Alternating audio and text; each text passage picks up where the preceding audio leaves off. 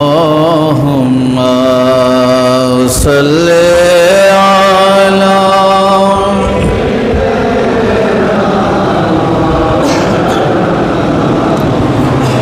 وعلى آل سيدنا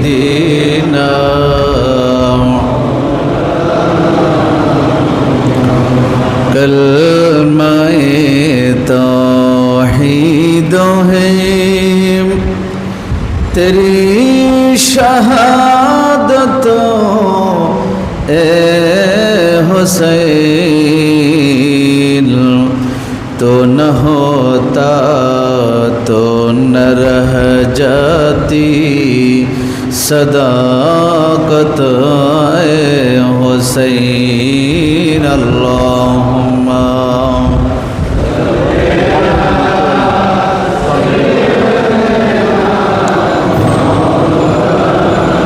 मुहम्मद अला आलि सय्यिदिना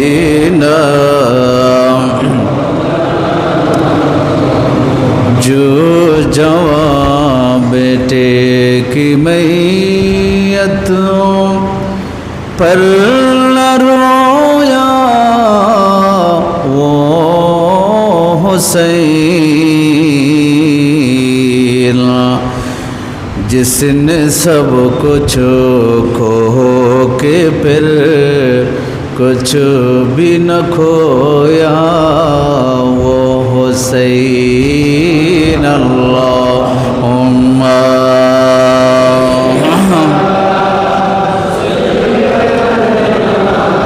मौलाना मुहम्मद अला आलि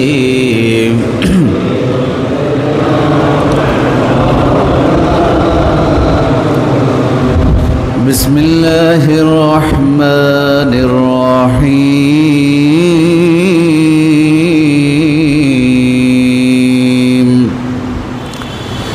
इहदिनस सिरातल मुस्तकीम सिरातल लज़ीना अनअमता अलैहिम गैरिल मग़दूबि अलैहिम वलद्दाल्लीन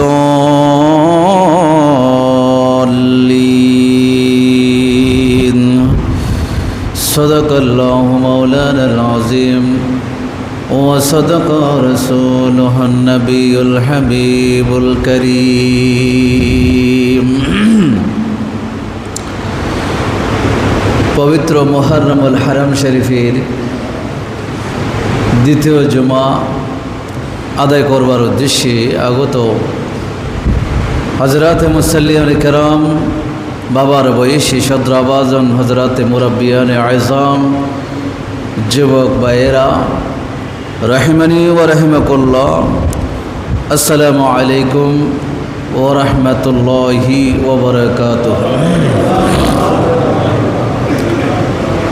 महान रब्बुल आलमीनेर पवित्र दरबारे लक्ष कोटी शुक्रियार साजदा आदाय करছি যে महान रब्बुल आलमीन हकामुल हाकिमीन दया करे मेहरबानी करे आमादेरके तार बायतुल्लाहर मध्य যথা সময়ে এসে উপস্থিত হবার তৌফিক দান করেছেন। শুকরিয়া আদায় করে আমরা সকলে পড়ি আলহামদুলিল্লাহ। আজকে এমন একটা দিন, জুমার দিন, এটা যদি আমরা কল্পনা করি, এমন একটা দিন, এমন একটা তারিখে কিয়ামত সংগঠিত হবে। মুহররমুল হারামের 10 তারিখ আশুরার দিন হবে, জুমাবার হবে, এই দুইটা মিলে যাবে। সাথে সাথে আল্লাহর জ্ঞান এবং রসুলের জ্ঞানে যেই সালটা আছে, কোন সালে কিয়ামত হবে সেটা আল্লাহ এবং রসুল ভালো জানেন। সেই সাল সাথে যদি দিন এবং তারিখ এই আজকের দিনের মতো যদি মিলে যায় তাহলে কি হয়ে যাবে? কিয়ামত হয়ে যাবে। আজকের এই দিনটাকে আমরা সেই কিয়ামতের দিন হিসেবে সামনে রেখে আমরা আশুরার দিনটা যেন উদযাপন করতে পারি, আমরা যেন এই আশুরার দিনকে কিয়ামতের দিন হিসেবে আমরা স্মরণ রাখতে পারি। আল্লাহ আমাদের তৌফিক দান করুন, সকলে বলি আমিন। খাজায়ে খাজগান হিন্দুল ওয়ালি খাজা মাঈনুদ্দিন চিশতি আজমেরি রহমতুল্লাহি আলাই আজকে নয় 100 বছর পূর্বে যে ইমামে হুসাইনের শাহাদতকে সার্টিফাই করতে গিয়ে, সার্টিফিকেট দিতে গিয়ে তিনি ঘোষণা দিয়েছিলেন, শাহ আস্ত হুসাইন বাদশাহ আস্ত হুসাইন, দিন আস্ত হুসাইন, দিন ফানা আস্ত হুসাইন, सरदात व नदात दस्त दर दस्त यजीद हक्का के बिनाए ला इलाहा अस्त हुसैन। गरीब नवाज समस्त तार मुरिदान থেকে শুরু করে পরবর্তী যুগের যত ঈমানদার হবে সমস্ত ঈমানদারদের সামনে একটা কথা ঘোষণা করে দিলেন, তোমরা ইতিহাস দেখেছো ইমাম হোসেন শহীদ হয়েছে, আমরা ইতিহাস পড়েছি দেখেছি ইমাম হোসেন পরাজয় বরণ করেছে, ইমাম হোসেনের পরিবার পরাজয় বরণ করেছে, ইমাম হোসেনের পরিবারে যত নারী ছিল, ছোট শিশু ছিল, তাদেরকে লাঞ্ছিত করা হয়েছে, তাদেরকে বাজারে বাজারে দামেস্কের বাজারে তাদেরকে ঘোরানো হয়েছে। ইমাম হোসেনের সর মুবারকে দামেস্কের জমিনে বর্ষার মাথায় গেঁথে মানুষের সামনে লাঞ্ছিত করা হয়েছে। আমরা দেখেছি এই ইতিহাস থেকে অনেকে মনে করতে পারে যে ইমাম হোসেন মনে হয় নিচ্ছিন্ন হয়ে গেছে, ইমাম হোসেন মনে হয় পরাজয় সত্যিকারে পরাজিত হয়ে গেছে, এই সত্যিকারের ইসলাম যেন পরাজিত হয়ে গেছে। সেটা না জানার জন্য, সেটা না বোঝার জন্য হযরতে গরিব নওয়াজ হিন্দুল ওয়ালি খাজা গরিব নওয়াজ মাঈনুদ্দিন চিশতি রহমাতুল্লাহ আলাইহি বলেন, শাহ আস্ত হুসাইন আগেও বাদশা ছিল হুসাইন, কিয়ামত পর্যন্ত বাদশা থাকবে হুসাইন। বড় করে বলে সুবহানাল্লাহ। আমার রাসূল সাল্লাল্লাহু আলাইহি সাল্লাম বলেছেন, ইন্নাল হাসানা ওয়াল হুসাইনা সাইয়্যিদা শাবাবে আহলিল জান্নাহ। রাসূল বলেছেন, আমার হাসান এবং হুসাইন এই দুইজন জান্নাতের যত নওজওয়ান আছে সমস্ত নওজওয়ানদের সরদার হবে। বড় করে বলে সুবহানাল্লাহ। বাদশা হবে, সৈয়দ শব্দটা তো বাদশা, রাসূল বলে দিয়েছেন বাদশা হবে। আর সেই কথা দ্বারা করবলার ট্রাজেডির পরে আমার গরিব নওয়াজ বলে দিয়েছেন, ও পৃথিবীর মানুষ তোমরা মনে করো না ইমাম হোসেন নিচ্ছিন্ন হয়ে গেছে, বরং ইমাম হোসেন হলো ওই যুগ থেকে কিয়ামত এবং কিয়ামতের ময়দানে জান্নাতের মধ্যে যার বাদশাহিয়ত চলবে তিনি হচ্ছেন ইমাম হোসেন। বড় করে বলে সুবহানাল্লাহ।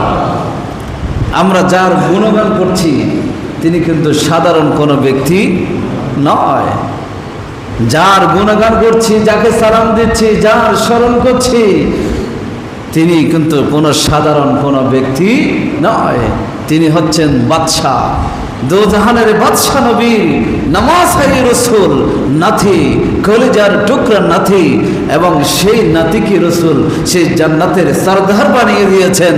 সেই আওলাদ রাসূলের ধারাবাহিকতায় আমার গরিব নওয়াজ বলে দিয়েছেন, শাহ আস্ত হুসাইন, এই হুসাইন হলেন পৃথিবীর বাদশাহ। বড় করে বলে সুবহানাল্লাহ। আরো বলেছেন, ওয়াবাদ শাহ আস্ত হুসাইন, দিন আস্ত হুসাইন। তোমরা বলো দিন মানে ব্যাখ্যা করো, দিন মানে তোমরা বলো একত্ববাদ, আল্লাহকে বিশ্বাস করা দিন। তোমরা দিন মানে বলতে চাও রিসালাতকে বিশ্বাস করা, এটার নাম দিন বলতে চাও। তোমরা দিনের ব্যাখ্যা করো নামাজ পড়া, এটার নাম দিন। তোমরা দিনের ব্যাখ্যা করো শরীয়ত মতে চলে, এটার নাম দিন। তোমরা দিনের ব্যাখ্যা করো আল্লাহ এবং রাসূলের দেওয়া বিধান মোতাবেক চলা, এটার নাম দিন। আমার গরিব নওয়াজ বলেন এটার নাম দিন নয়, দিন আস্ত হুসাইন, দিন হলো ইমাম হোসেন। বড় করে বলে সুবহানাল্লাহ। ইমামে হুসাইন যেখানে সেটাই হলো দিন, আর ইমামে হুসাইন যেখানে নাই সেখানে কি নাই? দিন নাই। কারবালার জমিনে ইয়াজিদের যেই সৈন্যদল ছিল 30,000, সেখানেও তো ওয়াক্ত মোতাবেক আজান হতো, নামাজ হতো, আর ইমামে হুসেনের ছোট্ট কাফেলা, এই ছোট্ট তাবুর ভিতরে আজান হতো, নামাজ হতো, কিন্তু ইমামে হুসাইনের সেই নামাজ, সেই দিন সত্যিকারের ছিল, আর ইয়াজিদিদের সেই কাতারে যেই দিন ছিল, যেই আজান ছিল, যেই নামাজ ছিল, সেটা সত্যিকারের দিন ছিল। এই জন্য আমার গরিবের নামাজ বলেছেন দিন আস্তা হোসাইন, আরো বলেছেন দিন ফানা আস্তা হোসাইন। গরিবের নামাজ বলেন দিন যার কাছে আশ্রয় নিয়েছেন, দিন যার কাছে ঋণী, এই ধর্ম যার কাছে ঋণী, ধর্ম যার কাছে এসে চতুর্দিক থেকে এসে আশ্রয় গ্রহণ করেছিলেন, সেই ব্যক্তিটার নাম হলো ইমামে হুসাইন। বড় করে বলে সুবহানাল্লাহ।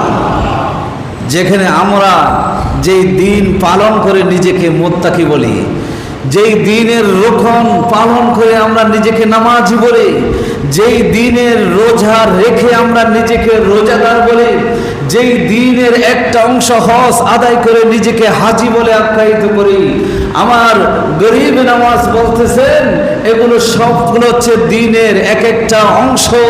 সুতরাং সেই পুরো দিনটা, যেই দিনের অংশ পালন করে তুমি নিজেকে বড় মুত্তাকি ভাবো, সেই পুরো দিনটা আশ্রয় গ্রহণ করেছে ইমামে হুসাইনের কোলে, সেই দিনটা আশ্রয় নিয়েছে ইমামে হুসাইনের একটা সিজদার মধ্যে।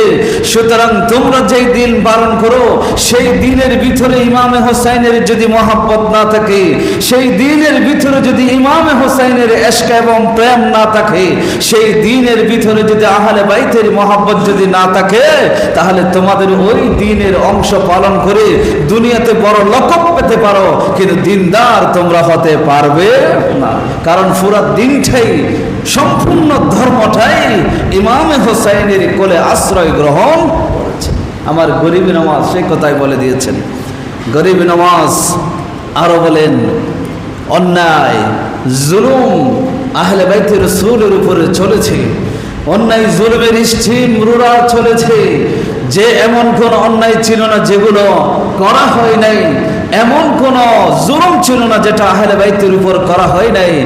এরপরেও ইমামে হুসাইনের ব্যাপারে এসেছে, আমার গরিবের নামাজ বলেন সরদার মাথা দিয়ে দিয়েছে, মাথা দিনের জন্য নিজের দেহ দিয়ে দিয়েছে, রক্ত দিয়ে দিয়েছে, পরিবার দিয়েছে, দুগ্ধ পানকারী শিশুকে শহীদ করে দিয়েছে, নিজের ছোট্ট বাচ্চাগুলোকে শহীদ করে দিয়েছে, আত্মীয় স্বজন সবাইকে শহীদ করতে হয়েছে, সবাই শহীদ হয়েছে, সবার মাথা দিয়ে দিয়েছে। সরদার মাথা দিয়েছে, ওয়ানাদাত দরদস্ত ইয়াজিদ, কিন্তু ইয়াজিদের হাতে হাত দিয়ে বায়াত গ্রহণ করে অন্যায়ের কাছে, জুলুমের কাছে কখনো মাথা নত করে। এই জন্য বলেছেন দিন আজকে ইমামে হুসাইনের কাছে ঋণী, দিন আশ্রয় গ্রহণ করেছে ইমামে হুসাইনের কাছে। সুতরাং আমাদের যদি নাজাতের দরকার হয়, আমাদেরকে ইমামে হুসাইনের কাছে আসতে হবে। ইমামে হুসাইনের কাছে আমাদের ইমামে হুসাইনের মহব্বত আমাদেরকে লালন করতে হবে, ইমামে হুসাইনের আদর্শ আমাদেরকে লালন করতে হবে। আল্লাহ পাক রব্বুল আলামিন আহকামুল হাকিমিন আমাদের তৌফিক দান করুন, সকলে বলি আমিন। কথাগুলো বুঝে আসতেছো? ইমামে হুসাইন ছাড়া, আহলে বাইতে রাসূল ছাড়া দুনিয়াতে আর কিছু নাই। কিতাবের মধ্যে মানুষগুলোকে তিন ভাগে ভাগ করা হয়েছে, তিনটা ভাগে ভাগ করা হয়েছে। আল্লাহর হাবিব সাল্লাল্লাহু আলাইহি ওয়াসাল্লামের জামানায় দুই শ্রেণীর মানুষ ছিল। এক শ্রেণীর মানুষকে বলা হতো মুহাজিরানে রাসূল, আরেক শ্রেণীর মানুষকে বলা হতো আনসারে রাসূল। মক্কা থেকে মদিনায় যারা হিজরত করেছেন তাদেরকে মুহাজির বলা হয়, আর মদিনায় যাওয়ার পরে মদিনার যে সমস্ত লোকেরা আমার নবী এবং সাহাবায়ে কেরামকে আশ্রয় দিয়েছেন, জায়গা দিয়েছেন, সহযোগিতা করেছেন, তাদেরকে আনসার সাহাবী বলা হয়। রসুলের যুগে এই দুই শ্রেণীর মানুষ ছিল। কিতাবের মধ্যে এসেছে এই দুই শ্রেণীর মানুষের সাথে যাদের সম্পর্ক আছে তারা হচ্ছে তৃতীয় শ্রেণীর মানুষ। এই তিন শ্রেণীর মানুষ কিয়ামতের ময়দানে, প্রথম দুই শ্রেণীর মানুষ কিয়ামতের ময়দানে সর্বপ্রথম উত্থিত হবে। এরপরে তৃতীয় শ্রেণীর মানুষ কিয়ামত পর্যন্ত যারা থাকবে তারা কিয়ামতের ময়দানে উঠে আসবে। বড় করে বলে সুবহানাল্লাহ। রাসূলের মুহাজির সাহাবা প্রথম শ্রেণীর মানুষ, দ্বিতীয় শ্রেণীর মানুষ রাসূলের আনসার সাহাবী। আমি তরতিব দেওয়ার জন্য বলছি, না হয় এভাবে তরতিব নেই। প্রথম দুই শ্রেণী হচ্ছে মুহাজির এবং আনসার সাহাবী। এই আনসার এবং মুহাজির সাহাবীদেরকে যারা অনুসরণ করে, যারা মান্য করে, যারা তাদেরকে মহব্বত করে, তাদের জন্য দোয়া করে, তাদের পদাঙ্ক অনুসরণ করে, তাদের কথা মোতাবেক চলে, তাদেরকে গালি দেয় না, তাদেরকে সমালোচনা করে না, তাদের কোনো বিষয় ভুল ত্রুটি এগুলো নিয়ে কোনো সমালোচনা করে না, তাদেরকে আসহাবে মিয়ারে হক মানে সত্যের মাপকাঠি হিসেবে যাদেরকে স্বীকৃতি দেয়, রাসূল যেভাবে তাদেরকে অনুসরণ করার জন্য বলেছেন সেভাবে তাদেরকে অনুসরণ করে, তখন ওই যারা করে আর কিতাবের মধ্যে এসে তাদেরকে তৃতীয় শ্রেণীর অন্তর্ভুক্ত করা হয়েছে। এই তিন শ্রেণীর মানুষ জান্নাতি হবে। এই তিন শ্রেণীর মানুষ ছাড়া যারা থাকবে তারা জান্নাতি হতে পারবে। কথা বুঝবেন। আমার রাসূল বলেছেন আসহাবি কুল্লুহুম আদুল, আমার সমস্ত সাহাবায়ে কেরাম ন্যায় পরায়ণ। আসহাবি কান্নুজুম, রাসূল বলেছেন আমার সাহাবায়ে কেরাম আকাশের তারকার মতো। আকাশের তারকা দেখে দেখে নাবিকরা যেভাবে জাহাজ চালাতো, রাস্তা খুঁজে পেত, আমার সাহাবাদেরকে যারা অনুসরণ করবে তারা সত্যের রাস্তা খুঁজে পাবে। হাদিসে এসে বলেছেন হযরত আয়েশা সিদ্দিকা রাদিয়াল্লাহু তাআলা আনহা, তিনি বলেছেন উমিরতুম বিল ইস্তিগফার লি আসহাবিন নবী সাল্লাল্লাহু আলাইহি ওয়াসাল্লাম, ও নবীর উম্মতেরা তোমাদেরকে তো নবীর সাহাবীদের জন্য ইস্তিগফার করার জন্য নির্দেশ দেওয়া হয়েছে। তোমরা নবীর সাহাবীদের জন্য ইস্তিগফার করবা, আল্লাহর কাছে দোয়া করবা। এখন দেখতেছি তোমরা সেটা না করে তোমরা ফাসাব্বাতুমুহুম, তোমরা তো দেখতেছি নবীর সাহাবী সাহাবীদেরকে কি দিচ্ছ? গালি দিচ্ছ। সুতরাং যারা নবীর সাহাবীকে গালি দেয়, নবীর সাহাবীকে যারা তহমত দেয়, নবীর সাহাবীকে যারা গালি দেয়, হাদিসে এসেছে ফাকতুলুহু, তাদেরকে হত্যা করো। তাদেরকে হত্যা করার জন্য রাসূল নির্দেশ দিয়েছেন, মান সাব্বা আসহাবি ফাকতুলুহু, আমার সাহাবীকে যারা গালি দেয় তাদেরকে তোমরা কি করো? হত্যা করো। সাহাবীদেরকে অনুসরণ করতে হবে, সাহাবীদেরকে গালি দেওয়া যাবে না। আমি কথা ওই দিকে চলে যাচ্ছি। আমি যে কথাটা বলতে চাচ্ছিলাম, ইমামে হুসাইন হলো দ্বীনের মূল কেন্দ্র, দ্বীনের মূল জায়গা হলো ইমামে হুসাইন, আলে বাইতে রাসূল। সেই জায়গায় আমাদেরকে থাকতে হবে। ওখানে যদি কেউ থাকতে না পারে, কারো মন্তরের মধ্যে যদি সেই মুনাফিকি থাকে, আলে বাইতে রাসূলের কথা শুনলে যদি কারো ভিতরে জ্বলন সৃষ্টি হয়, আলে বাইতে রাসূলের কথা শুনলে যদি কারো মনে পেরেশানি আসে, কারো চেহারায় যদি পেরেশানি আছে, আপনি নিজেই পরীক্ষার মধ্যে ফেল করেছেন যে আপনার ভিতরে আহলে বাইতে রাসূলের ভালোবাসা নেই, বরং ঘৃণা জন্মেছে। তার অর্থ হলো আপনার কাছে দ্বীন নেই। দ্বীন তো হোসাইনের কাছে আছে, এই জন্য হোসাইন যার কাছে আছে তার কাছে কি আছে? দ্বীন আছে। আল্লাহ পাক রব্বুল আলামিন আহকামুল হাকিমিন আমাদেরকে বোঝার তৌফিক দান করে, সকলে বলি আমিন। আমি কোরআনের একটি আয়াত তেলাওয়াত করেছি আপনার সূরা ফাতিহা শরীফের। সে আয়াতের মধ্যে আল্লাহ তাআলা আমাদেরকে শুরুতে আল্লাহর প্রশংসা, আলহামদুলিল্লাহি রাব্বিল আলামিন আর রহমানির রহিম, এভাবে করে আল্লাহর প্রশংসা কিভাবে করব সেটা শিখিয়ে দিয়েছেন। প্রশংসা করার পরে যখন আল্লাহর প্রশংসা করা হয় তখন আল্লাহ খুশি হয়ে যান। তখন আল্লাহ বলেছেন, যখন আমি খুশি হয়ে যাই তখন তোমরা আমার কাছে চাইবা। তখন আল্লাহ কিভাবে চাইতে হবে সেই জিনিসটা আল্লাহ শিখিয়ে দিয়েছেন। আল্লাহ বলেছেন, তোমরা বলবা ইহদিনাস সিরাতাল মুস্তাকিম, তোমরা সরল সঠিক পথের সন্ধান আমাদেরকে দান করুন। বড় করে বলি সুবহানাল্লাহ। সিরাতে মুস্তাকিমের পথ আল্লাহর কাছে চাইতে বলেছেন আল্লাহর প্রশংসা করার পরে। এখন প্রশ্ন হলো, এই সিরাতুল মুস্তাকিমটা কি? এই সরল সঠিক পথটা কি? আল্লাহর হাবিব সাল্লাল্লাহু আলাইহি ওয়াসাল্লাম বলেছেন, আলাইকুম বিসুন্নতি, তোমাদের উপর আমার সুন্নতকে আঁকড়ে ধরা আবশ্যক। ওয়াসুন্নাতিল খুলাফাইর রাশিদিনাল মাহদিয়িন, আমার হেদায়েত প্রাপ্ত সাহাবায়ে কেরামের সেই সুন্নতকে আঁকড়ে ধরা তোমাদের উপর আবশ্যক। এটাকে বলা হয় আহলে সুন্নাহ ওয়াল জামাত।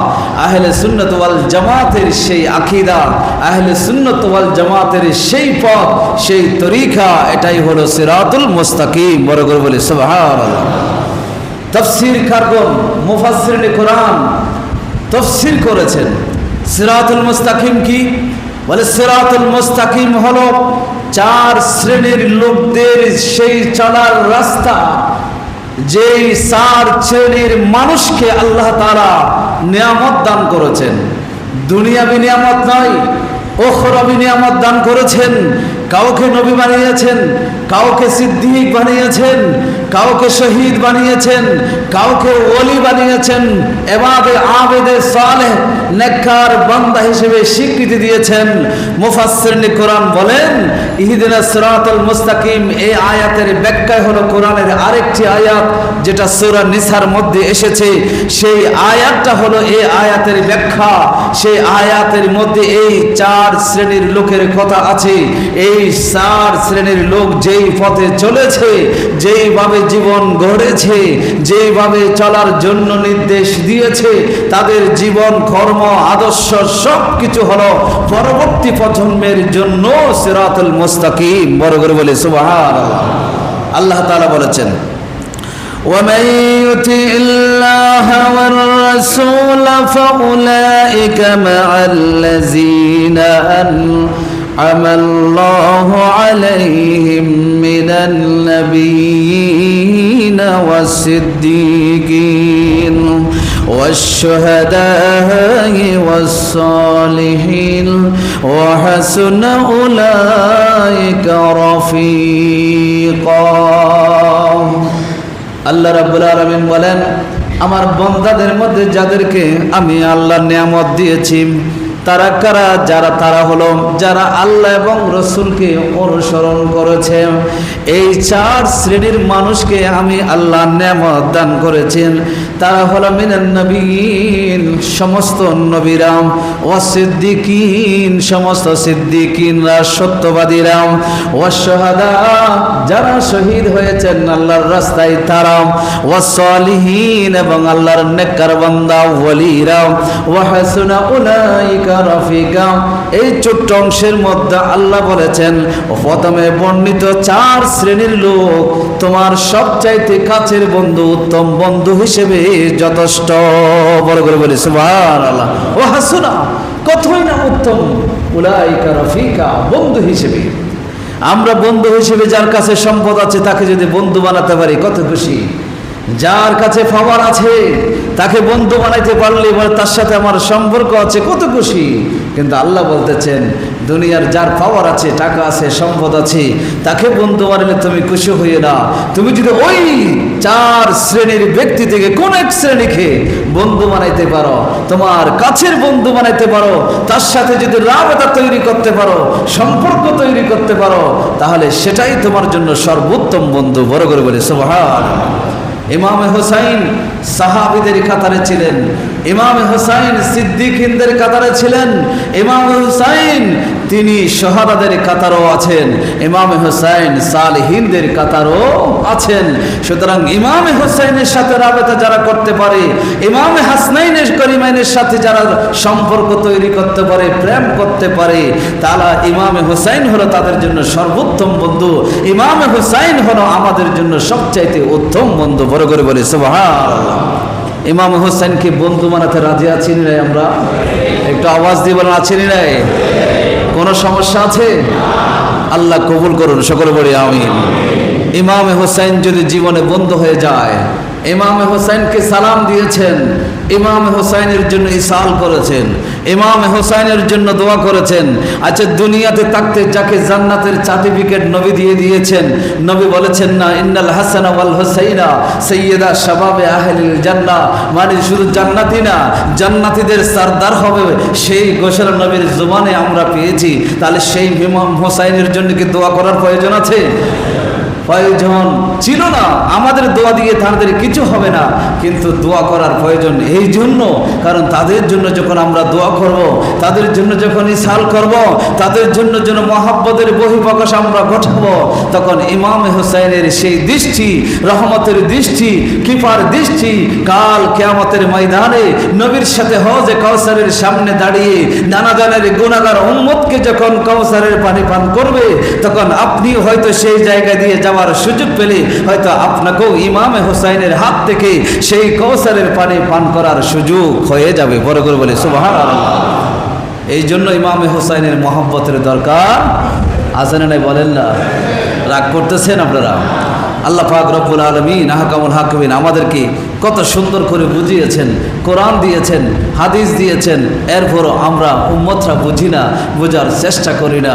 আল্লাহ পাক রব্বুল আলামিন আমার যে সমস্ত মানুষের মাথায় এই যে আহলে বাইতে রাসূলের প্রতি ঘৃণা আছে, মহাব্বত নাই, আল্লাহ তাদের অন্তরও যেন আহলে বাইতের মহাব্বত যেন সৃষ্টি করেন, আহলে বাইতের মহাব্বত যেন তাদের অন্তরে পয়দা হয়। আল্লাহ তৌফিক দান করুন, সকলে বলি আমিন।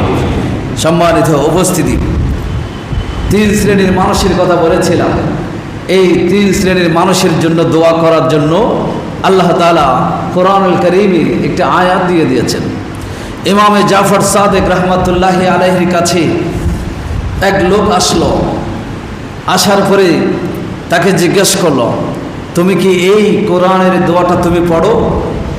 তখন তিনি বলেন, আমি সেটা পড়ি না। তখন ইমামে জাফর সাদেক রহমতুল্লাহ তাকে বললেন, তুমি আমার দরবার থেকে বেরিয়ে যাও, আমার দরবার থেকে তুমি বের হয়ে যাও। কারণ ঈমানের দাবি সেই ব্যক্তি করতে পারে, ঈমানের যে তার ভিতরে ঈমান আছে, তার ভিতরে দ্বীন আছে, দ্বীনের দাবি ওই বান্দা করতে পারে যেই বান্দার জবান থেকে তার সাবিকিনদের জন্য দোয়া বের হয়, তার অতীত যারা হয়েছে তাদের জন্য কি বের হয়? দোয়া বের হয়। আপনার অতীত হচ্ছে আপনার বাবা, আপনার অতীত হচ্ছে আপনার মা, আপনার অতীত হচ্ছে আপনার মুরব্বীরা। তা আর যেই বান্দার জবান থেকে তার সাবেকদের সমালোচনা বের হয়, দোয়া বের হয় না, সে কখনো ঈমানদার হতে পারে।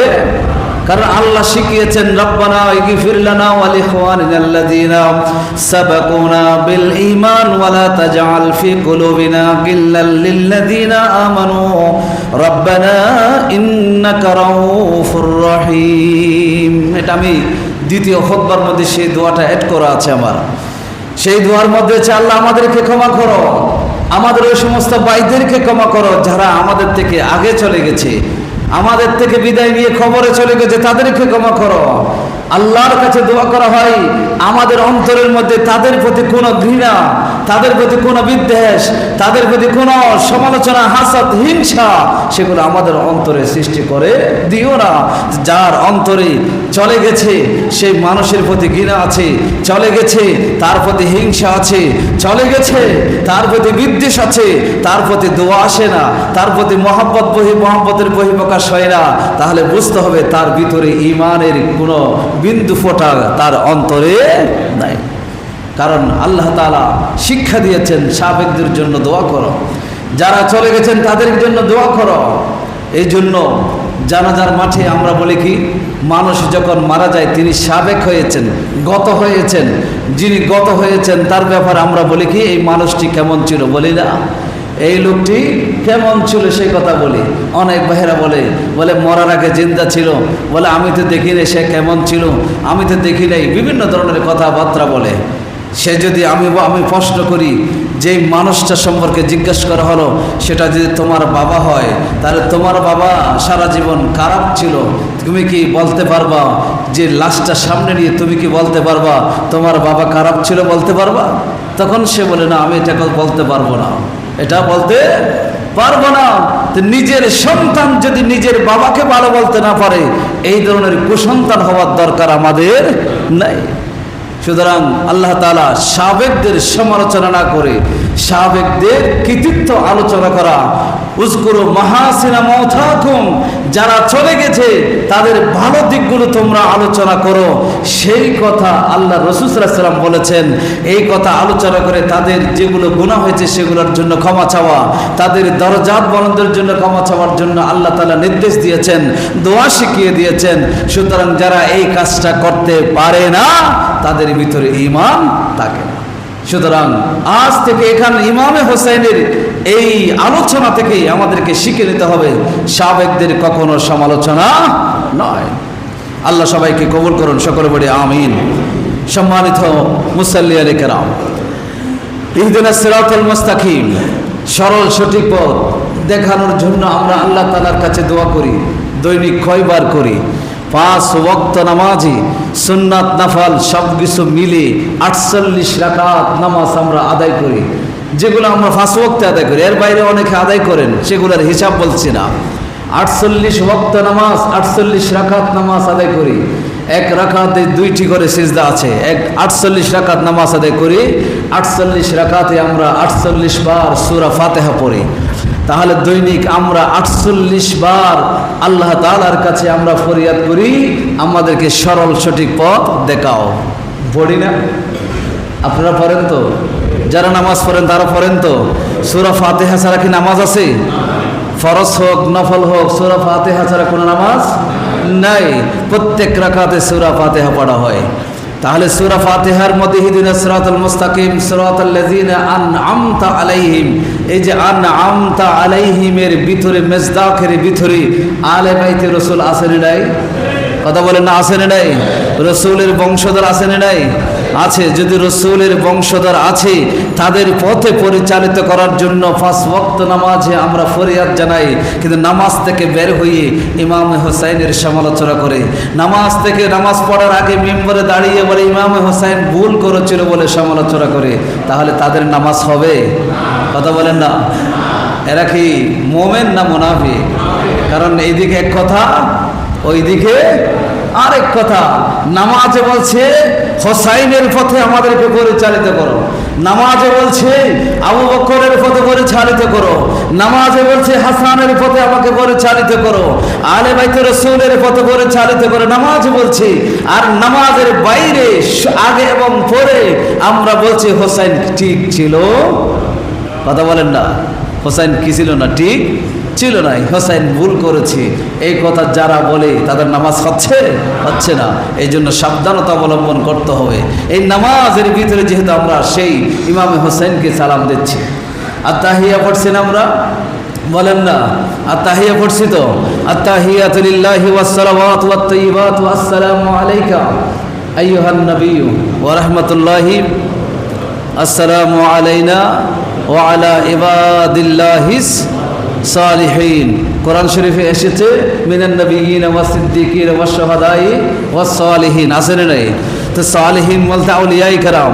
এখানে সালিহিনের ভিতরে সমস্ত নেককার বান্দারা অন্তর্ভুক্ত আছে, সেখানে ইমামে হোসেন আছে না নাই? তাহলে আমরা শুরুতে আসসালামু আলাইকা আইয়ুহান নবিয়্যু বলে যে সালাম দিচ্ছি, সেই সালামটা নবীকে দিচ্ছি, সেই সালামটা আল্লাহর ওলিদেরকে দিচ্ছি, সেই সালামটা আল্লাহর যত নেককার বান্দা আছে তাদেরকে দিচ্ছি কিনা বলেন না? দিচ্ছি। সেখানে ইমাম হোসেন আছে না নাই? তাহলে নামাজে ইমামে হোসেনকে সালাম দিচ্ছি আর মিম্বরে বসে বসে ইমামে হোসেনের সমালোচনা করছি, আছে না? এই ধরনের একটা দল আছে না? মনে রাখবেন, আমি কথাগুলো বলে দিচ্ছি, এটা আপনি বিবেচনা করবেন। খিরে ভাই, আপনি নামাজে যাকে সালাম দিচ্ছি, নামাজের বাইরে তাকে নিয়ে সমালোচনা করে করছি। নামাজের ভিতরে যাকে আমি সালাম দিচ্ছি, নামাজে যার উপরে শান্তি বর্ষিত হোক বলে আমি দোয়া করছি, সেই সত্তাকে, সেই জাতকে নিয়ে আমার নামাজের বাইরে কি করি? সমালোচনা করি। আল্লাহ সবাইকে বোঝার তৌফিক দান করে, সকল বলি আমি। এরপরে আমরা কি পড়ি? নামাজে দরুদ শরীফ পড়ি না? বলেন না, কি পড়ি? দরুদ শরীফ পড়ি। দরুদ শরীফটা আল্লাহুম্মা সাল্লি আলা মুহাম্মাদিন ওয়া আলা আলে মুহাম্মাদিন। আল মানে আলে বাইতে রাসূল। আল মানে কি? তাহলে আমরা দরুদ শরীফ পড়ছি কার উপরে? নবীর উপরে। তারপরে কার উপর পড়েছি? আলে বাইতে রাসূলের উপর পড়েছি না? তো যেই আলে বাইতে রাসূলের উপরে দরুদ শরীফ পড়লাম নামাজের ভিতরে, এই দরুদ শরীফ না পড়লে নামাজ হবে? কথা বলে, নামাজ হবে? আর তাহিয়া না পড়লে নামাজ হবে? তো যেই নামাজের ভিতরে আহলে বাইতে রাসূলকে সালাম দিচ্ছি, যেই নামাজের ভিতরে আহলে বাইতে রাসূলের উপর দরুদ শরীফ পড়ছি, যেই নামাজের ভিতরে আহলে বাইতে রাসূলের প্রচলিত পথে মথে পরিচালিত করবার জন্য আল্লাহ তাআলার কাছে ফরিয়াদ করছি, তো নামাজের বাইরে এসে সে আহলে বাইতে রাসূলের সমালোচনা কিভাবে করতে পারে? এটা কখনো সম্ভব নয়। বরং যাদেরকে আমাদের পূর্ণাঙ্গ নামাজের ভিতরে যাদের অন্তর্ভুক্ত করে দেওয়া হয়েছে, যাদের সালাম দেওয়াকে অন্তর্ভুক্ত করে দেওয়া হয়েছে, যাদের উপর দরুদ পড়াকে অন্তর্ভুক্ত করে দেওয়া হয়েছে, তাদের কথা খেয়াল করা, তাদেরকে মহব্বত করা, তাদের প্রতি ভালোবাসা দেখানো, এটাই হলো ঈমানের দাবি। এই জন্য ওই খাজা গরিব নওয়াজ বলেছিলেন, দিন আস্ত হোসাইন, পুরা দিনটাই হলো হোসাইন। পুরা দিনটাই কি? হোসেন একটা ব্যক্তি নয়, পুরা একটা দিন ইসলামের নাম হলো হোসাইন।